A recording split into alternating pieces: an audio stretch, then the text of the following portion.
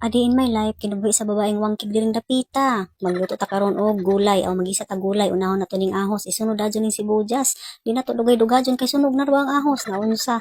Dugay-dugajon pa nimo isunod adyon ang gulay aw. Pakbit man kuno tawag nila ani pero wa man ko kahibaw og unsa ning pag basta kaya kani ahon gisaran ni kay di ko ganahan og haluan na ning alamang kay bahuan man ko. So adyo mo pagbuot ha.